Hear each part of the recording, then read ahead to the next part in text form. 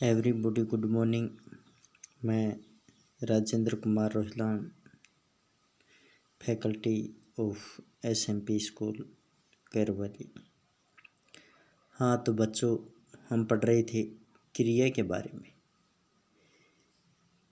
क्रिया के बारे में पहले दिन हमने क्रिया की परिभाषा के बारे में और उसे कितने प्रकार से बांट सकते हैं वो पढ़ा। उसके बाद में क्रिया की भेद क्रम के आधार पर 2 प्रकार से पढ़ी। उसके बाद में हमने काल के आधार पर पढ़ी। फिर हम प्रयोग और रचना के आधार पर 3 दिन से पढ़ रहे हैं और आज ये क्रिया का अंतिम वीडियो है। इसमें आपको 7वीं और 8वीं जो क्रिया होती है प्रयोग और रचना के आधार पर वो बताई जाएंगी। उसके बाद में आप सभी जो मैंने जितनी भी क्रियाएं बताई उन सभी को अपने नोटबुक में लिखेंगे और उसका फ़ोटो होमवर्क के रूप में मेरे पास में सभी भेजेंगे। जिससे क्या होगा कि एक तो ये आपको दोबारा रिवीजन हो जाएगा और आपको दोबारा याद भी हो जाएंगी। तो आज हम पढ़ते हैं क्रिया के अंतिम चरण में क्रिया के अंतिम प्रकार कौन कौन से प्रकार होते हैं। तो क्रिया का 7वां प्रकार होता है सामान्य क्रिया। सामान्य क्रिया जब किसी वाक्य में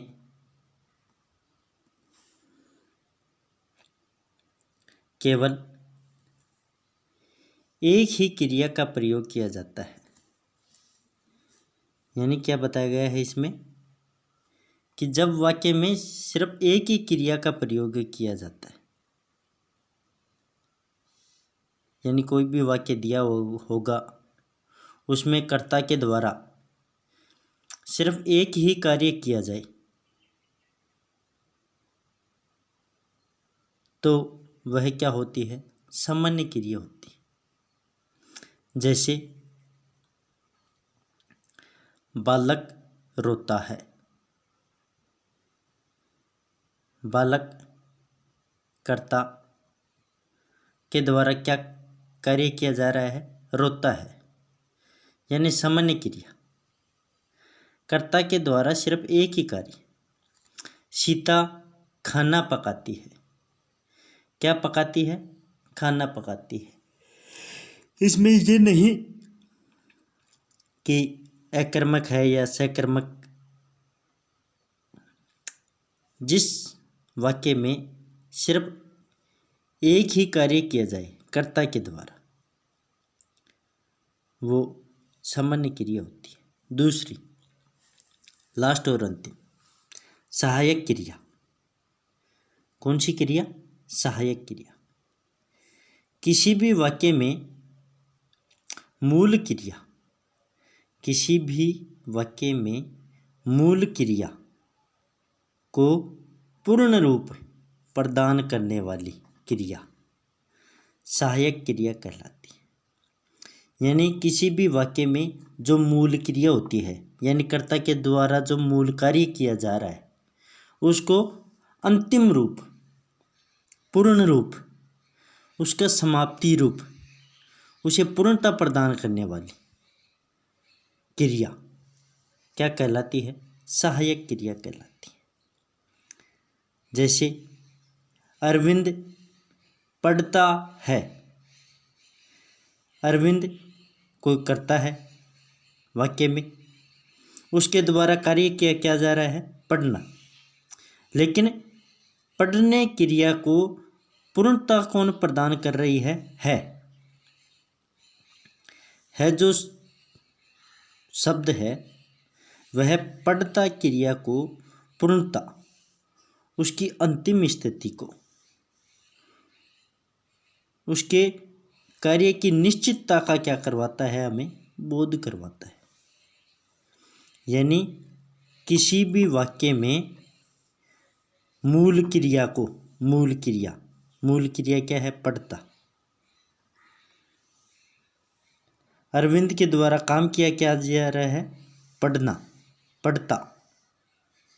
मूल क्रिया को पूर्ण रूप प्रदान करने वाली, उसको पूर्णता प्रदान करने वाली, यानी पढ़ता। अरविंद के द्वारा पढ़ना अगर है नहीं है तो वह पूर्णता प्रदान नहीं होगा।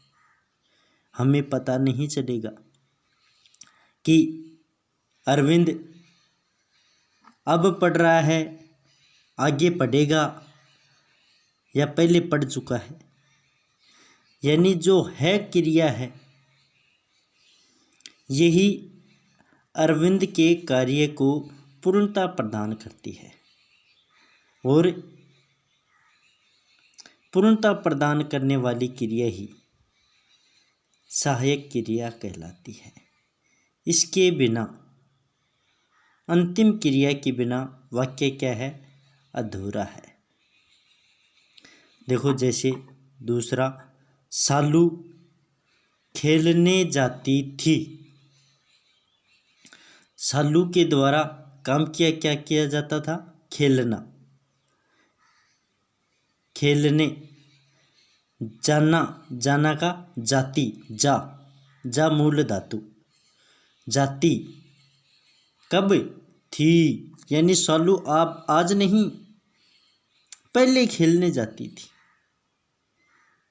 यानी किसी ने दूसरे को कहा कि सालू खेलने जाती थी, तो ये जो थी क्रिया है, यह जाति को क्या कर रही है, पूर्णता प्रदान कर रही है। तो यहाँ पर है और थी क्या है, सहायक क्रियाएं हैं, जो किनको, मूल क्रिया को क्या करती हैं, पूर्णता प्रदान करती हैं। देखो इसमें अरविंद वर्तमान समय में किसी काम को करने का, पढ़ने का बोध होता है, तो यहाँ पर भूतकाल में खेलने का क्या होता है, बोध होता है। लेकिन एक विशेष बात और भी होती है कि नोट करके मैंने इसीलिए लिखा है इसको कि यहाँ है तथा सहायक क्रियाएं हैं। क्या है, सहायक क्रियाएं। ये मैंने आपको पहले बताया कि है और थी क्या है, सहायक क्रिया है।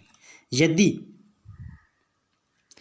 इनका प्रयोग मुख्य क्रिया के अभाव में होता है, अगर है और थी क्रियाओं का प्रयोग मुख्य क्रिया के अभाव में होता है तो ये अपूर्ण क्रियाएं कहलाती हैं।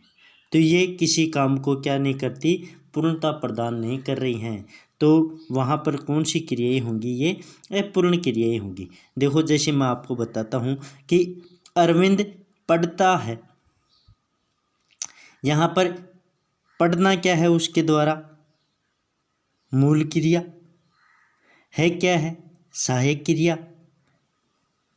अगर है और थी लगा दें, लेकिन पढ़ता और जाति अगर यहाँ पर सहायक क्रियाएं नहीं हो, मुख्य क्रियाएं नहीं हो, तो अरविंद है, सालू खेलने थी, तो इनके बिना ये जो वाक्य हैं ये अपनी पूर्णता को क्या कर देंगे, खो देंगे, समाप्त कर देंगे, नष्ट कर देंगे।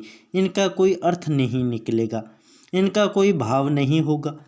हम कहें कि अरविंद है, उसका कोई अर्थ नहीं निकलता। सालू खेलने थी, तो जब मुख्य क्रिया के अभाव में भी सहायक क्रियाओं का प्रयोग किया जाता है तो ये जो सहायक क्रियाएं हैं अपूर्ण क्रियाएं कहलाती हैं। तो आज हमने पढ़ी कितनी, 2 क्रियाएं, पहली सामान्य क्रिया, दूसरी सहायक क्रिया। आज हमारा ये क्रिया धातु, क्रिया कहते किसे हैं, क्रिया के प्रकार, ये पूरा चैप्टर हो चुका है।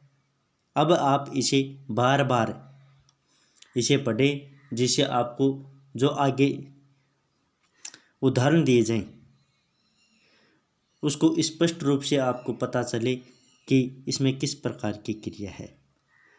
Thank you.